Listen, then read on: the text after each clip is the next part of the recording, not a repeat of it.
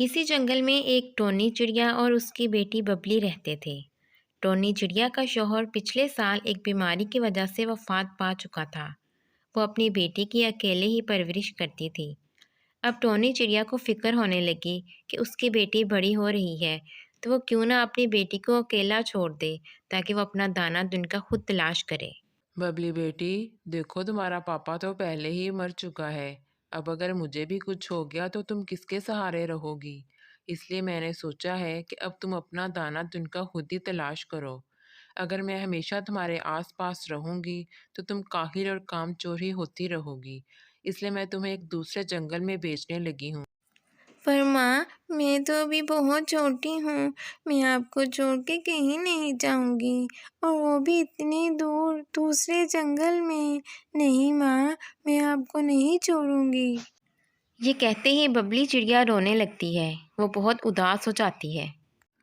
मेरी बेटी, मैं भी तुम्हें खुद से जुदा नहीं करना चाहती, पर मैं भी मजबूर हूँ। मैं अब क्या करूँ? मैं कब तक तुम्हारे साथ रहूँगी? एक ना एक दिन तो तुम्हें अपना दाना दुनका खुद ही तलाश करना पड़ेगा। अगले दिन चिड़िया उदास चेहरे के साथ अपने घर से दूसरे जंगल की तरफ जाने के लिए निकल पड़ती है। काफ़ी देर उड़ने के बाद वो किसी दूसरे जंगल में पहुंच जाती है। वहां वे एक पौधे के ऊपर बैठ जाती है और रोने लगती है। उसे अपनी माँ की बहुत याद आती है। तभी वहां से एक तोती उड़ती हुई आती है। जब वो बबली चिड़िया को रोते हुए देखती है तो उसके पास आ जाती है। अरे बेटी, तुम कौन हो और यहाँ कैसे? और तुम्हारी मम्मा कहाँ पे है और तुम क्यों रो रही हो?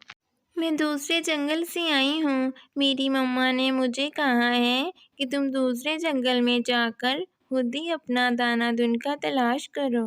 मैं अब बड़ी हो गई हूँ ना, इसलिए मैं अपना दाना अब खुद ही तलाश करूँगी।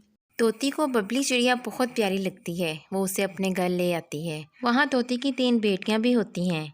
तोती उससे कहती है, आज से तुम मेरी बेटियों की सहेली हो, और जब तक तुम्हें दाना दुनका तलाश करना नहीं आ जाता, मैं तुम्हारी मदद करूँगी।